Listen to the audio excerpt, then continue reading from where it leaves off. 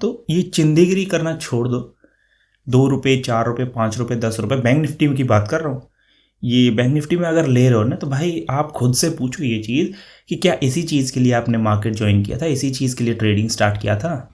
Stock market में तो हर कोई पैसा कमाना चाहता है, बट बिफोर गोइंग फर्दर सबसे पहले आपको ये ज़रूर पता होना चाहिए कि जो अभी आप कर रहे हो, जो भी ट्रेडिंग कर रहे हो, option, stocks, currency, commodity, whatever you are doing, you need to know कि क्या मैं ये सही तरीके से कर रहा हूँ। मैं आपको जज नहीं कर रहा हूँ कि आप कोई स्ट्रेटजी गलत इस्तेमाल कर रहे हैं, कोई इंडिकेटर इस्तेमाल कर रहे हैं, किसी को भी फॉलो कर रहे हैं, that is your choice totally. But जो आपको समझने की चीज़ है वो मैं उस पर थोड़ा सा एक आइडिया आपको देने वाला हूँ कि जिस चीज़ में आप काम कर रहे हो, मेहनत करते हो, एंड सपोज आपने बैंक निफ्टी का कोई कॉल ऑप्शन लिया 240 पे, 250 पे, उसके बाद वो चला जाता है अराउंड 210, 220, 250 पे लिया आपने, 220 चला गया, 210 चला गया, आप उससे एग्जिट नहीं हो रहे हो पहले तो। क्यों? क्योंकि आपको अभी होप बची है कि वो वापस आएगा, ठीक है। अब वो थोड़ा सा फ्लिक मारता है, 225, 230 आता है, फिर वापस से चला जाता है 200 पे, 199, 190 भी चला जाता है अराउंड, मतलब वो 180 के अराउंड घूमता रहता है, कभी 10 पॉइंट ऊपर, कभी 20 पॉइंट नीचे, कभी 25 पॉइंट ऊपर, कभी 10 पॉइंट नीचे। तो वो 200 की रेंज में ही घूम रहा है बहुत देर से, ठीक है। सडनली एक स्पाइक आती है मार्केट में, बैंक निफ्टी में, और वो 200 वाला प्रीमियम एकदम से आ जाता है 215, 220, 25, 30, 35, 40, 45, 50 के अराउंड घूमने लगता है। फिर 50 से वापस से फिर वो 30 मारता है, 230, ठीक है।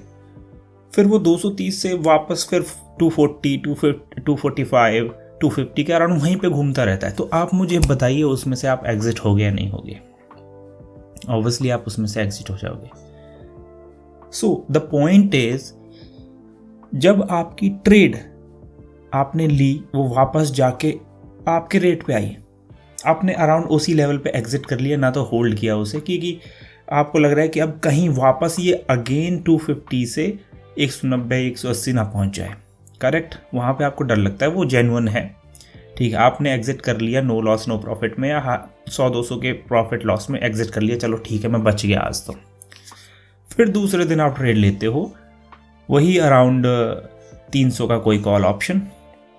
अब वो 300 का कॉल ऑप्शन आपके लेते ही मतलब चला जाता है 320, 330। कई बार आपके साथ ऐसा हुआ होगा।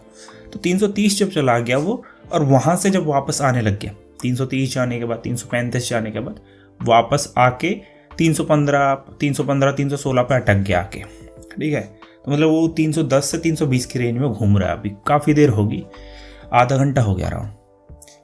तो आप वहाँ पे उसे बुक करोगे या नहीं करोगे? क्योंकि वो बार बार नीचे की तरफ स्ट्राइक कर रहा है, ऊपर जा नहीं रहा, नीचे की तरफ स्ट्राइक कर रहा है, तो आप उसमें से भी एग्जिट हो जाओगे। अब इसमें प्रॉब्लम क्या है इन दोनों ट्रेड्स में? इन दोनों ट्रेड्स में प्रॉब्लम ये है कि आपका जो प्रॉफिट हुआ है वो एक्चुअली बहुत ही कम हुआ है, मतलब ना के बराबर हुआ है, 10-12 पॉइंट, या पहले वाले में 0 अराउंड 2-3 पॉइंट हो गया होगा, दूसरे वाले में 10-20 पॉइंट हो गया है। अब बैंक निफ्टी इटसेल्फ ऐसा इंडेक्स है जिसकी मोमेंटम ही, आप ऑप्शंस की मोमेंटम ही 30-40 पॉइंट होती है एकदम से, मतलब 30-40 पॉइंट, 50 पॉइंट का स्टॉप लॉस तो कोई बड़े मायने नहीं रखता बैंक निफ्टी में। तो वहाँ पे जब आप 10-12 पॉइंट का, 15-20 पॉइंट का हर बार प्रॉफिट लेके एग्जिट हो जाओगे, फिर नई ट्रेड ढूंढोगे, तो मेरे हिसाब से वो ठीक नहीं है। या तो आप प्रॉपरली एक एनालिसिस करके एक ट्रेड लो, पर्टिकुलर ट्रेड, कि इसमें या तो मैं लूँगा 50 पॉइंट का स्टॉप लॉस या लूँगा 70 पॉइंट का टारगेट, सिंपल है भाई, उससे पहले मैं निकलूँगा नहीं, ऐसा होना चाहिए। या फिर आप स्कैल्पिंग करते होने चाहिए कि भाई मेरे को जैसे ही 20 पॉइंट मिलेंगे मैं एग्जिट हो जाऊँगा, लॉस ज़्यादा नहीं लूँगा, लॉस भी मैं अराउंड 10-20 पॉइंट का ही लूँगा।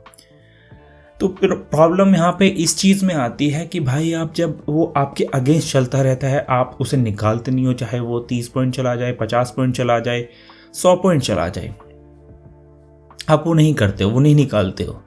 लेकिन जब आप, जैसे ही आपका रेट टू रेट आता है तो आप नो लॉस नो प्रॉफिट में निकल जाते हो, और जैसी जो प्रॉफिट वाली ट्रेड आपके वापस होने लगती है, अगेंस्ट होने लगती है, आप उसमें से भी निकल जाते हो।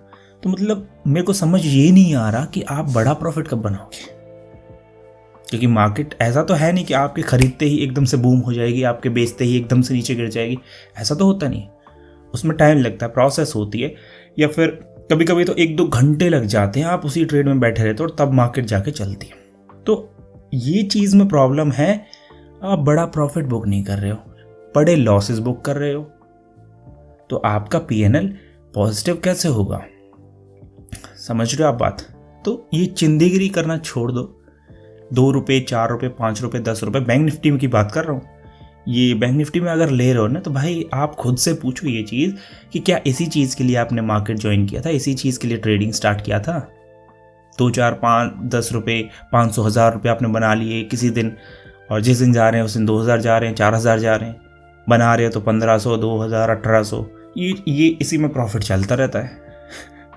आप खुद से पूछ के देखो, क्या आपकी वैल्यू सिर्फ वो 500, 1000 रुपये के लायक है, या फिर जो 10-12 पॉइंट ले रहे हो, क्या आपकी वैल्यू सिर्फ उतनी ही है?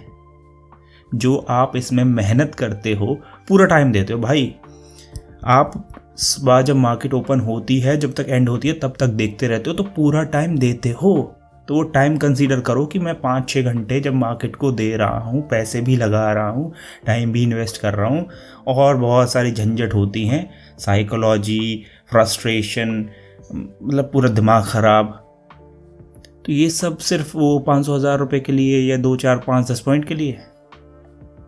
ऐसे तो आप कहीं से भी कमा लोगे इतना सारा, तो स्टॉक्स में कर लो।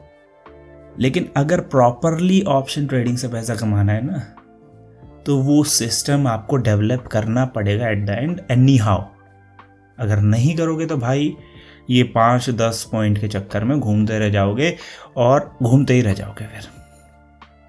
और ये आप अभी कर भी रहे होंगे, बहुत दिनों से आप एक्सपीरियंस भी कर रहे होंगे कि आप उसी झंझट में घूमते रहते हो। यार आज 1500 बन गया, कल 2000 का लॉस हो गया, फिर 2500 बन गया, फिर 2000 का लॉस हो गया, फिर 1500 का लॉस हो गया, किसी दिन बचा लिया, किसी दिन रिकवर कर लिया, किसी दिन वापस आ गया, किसी दिन पॉजिटिव हो गया, मतलब ऐसे ही चलता रहता है पूरे ट्रेडिंग में। और पूरे मंथ में देखते हैं तो फिर चार्जेस एंड ब्रोकरेजेस इतना ज़्यादा लग जाता है कि आप फिर तो उसके क्या ही कहने, मतलब। तो थोड़ा सा मेरे भाई ये चीज़ अंडरस्टैंड करो कि 2, 4, 5, 10 रुपये से आपका कुछ होने वाला है नहीं, और ब्रोकरेजेस ही पे कर सकते हो उससे, तो बस। तो ट्राई करो कि मोमेंटम को कैच करो ऑप्शंस में, और स्कैल्पिंग भी कर सकते हो। स्कैल्पिंग का मतलब है कि बहुत लीस्ट रिस्क लेके, बहुत से कम रिस्क लेके, और ज़्यादा से ज़्यादा पॉइंट कैप्चर करना, जितना जल्दी हो सके मोमेंटम में ज़्यादा पॉइंट कैप्चर कर लो, ये होती है स्कैल्पिंग।